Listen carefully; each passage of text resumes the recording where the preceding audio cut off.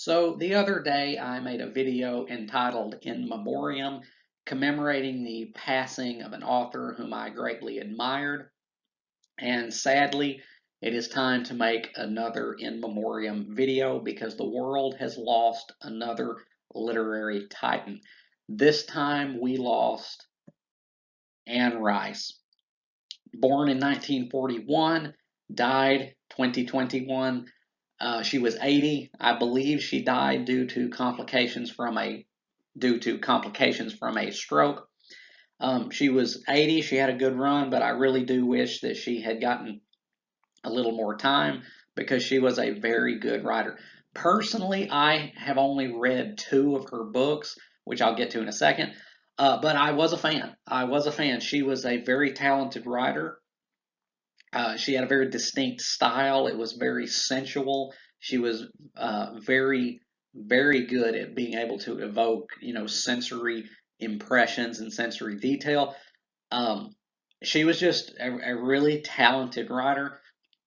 And even though I hadn't read all of her books or even most of her books, the small sampling of her works that I did partake of did make me a fan, and I am greatly saddened to hear of her passing. Uh, she was an incredibly versatile writer. She wrote a lot. She is most well known for um, her Vampire Chronicles books, uh, but she wrote so much more than that. Anne Rice is the only author I have ever known who wrote. She is the only author I've ever come across who wrote literal Christian novels, like literally historical Christian novels about Jesus, and then she wrote literal all out porn. She is the only author I've ever encountered that actually, wrote all across the spectrum. I mean, that is two different extremes when it comes to writing. She was all over the place, but she was talented at pretty much all of it. Her vampire books are her best selling books, and once again her most renowned books. But she also wrote. She basically kind of it to me. It's kind of like she went through the Universal Studios old monster movies and took out all their famous monsters and then reworked them under her own imagination because she wrote books about vampires, werewolves, mummies, witches.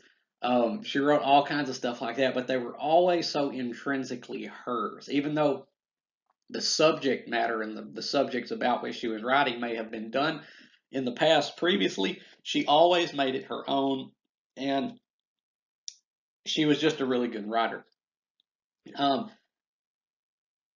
Her son Christopher is also a writer in his own right.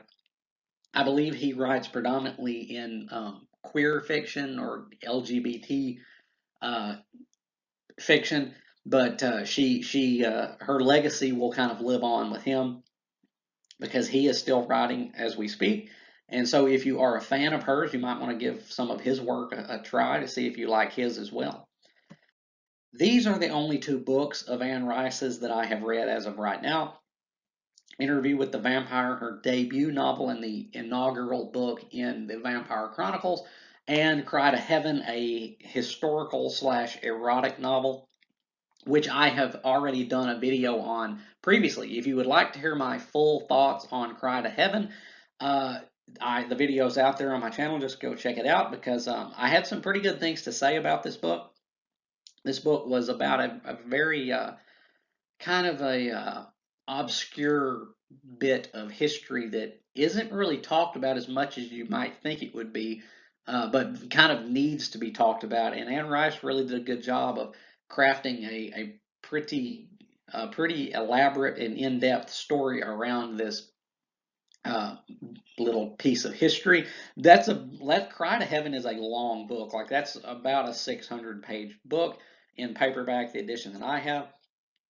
But I really liked it. And once again, if you want to hear my complete thoughts on it, I've already made a video on that in the past. So go check that out. Interview with the Vampire is her debut book, and it is the first book in the Vampire Chronicles series. However, I kind of just like to take this as a standalone book. Uh, yeah, it works perfectly well as a standalone. I don't believe she ever had any intentions originally in turning it into a series because there was like a 12-year, it's over a decade long gap in between books one and two. And there really is no indication in book one that there was going to be a continuation. But it's a really good book. If you asked me what was my definitive vampire book, what book about vampires I consider my favorite, it would probably be Interview with the Vampire. It would not be Dracula because I absolutely hate. I mean, I hate Dracula with the burning passion of a thousand suns. I detest that book, and so that's out of the running. Interview with the Vampire is the best vampire book uh, in my book. In my book, Interview with the Vampire is the best book about vampires. It's a classic. It really showcased. It did have some problems to me. It kind of did have some problems, but it really did showcase a burgeoning talent at the time she wrote it.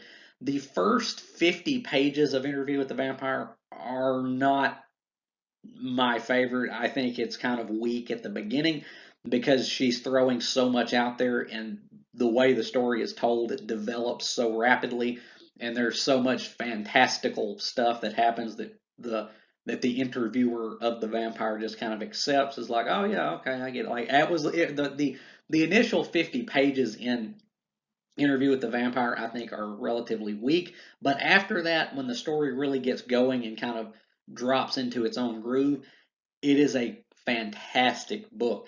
It showcases Anne Rice's predilections for sensuality without without tipping over all the way into all out porn because a good amount of her books that she wrote could probably be considered porn, or erotica at the very least. Like Cry to Heaven, that's an erotic novel, I think, at least, because there is a whole lot of sex in it. But Interview with the Vampire is very restrained. It is very tactful, and I enjoyed it immensely after those first 50 pages. Because again, I think it's a little weak in the starting pages, but when it gets into its own thing, then it really gets good. But I immensely enjoyed Interview with the Vampire. I really do think it showcased her talent in her early years, which she later developed in her later books, as I'm given to understand. And it's really just kind of a little gem of a book, I think. It's very sensual. It's very uh, it's very sense oriented, but again, it doesn't ever just deviate into all out porn. It is very restrained, and it's very tactful and artful, but it does have a great degree of emotion to it. It is a very emotional book, and it's kind of it is very flowery because Anne Rice's writing style is very romantic in nature. And when I say romantic, I mean romantic capital R. Even though there is some romance in that book, um, it's really just a great book. Her writing style, once again, is kind of romantic and kind of flowery, and it really does suit the time period in which that book takes place. The characters in the book are all pretty good, I thought, all pretty memorable, especially Lestat. Um, he is, her flagship character and the one that's made her the money the most. But yeah, these are the only two books of hers that I've read.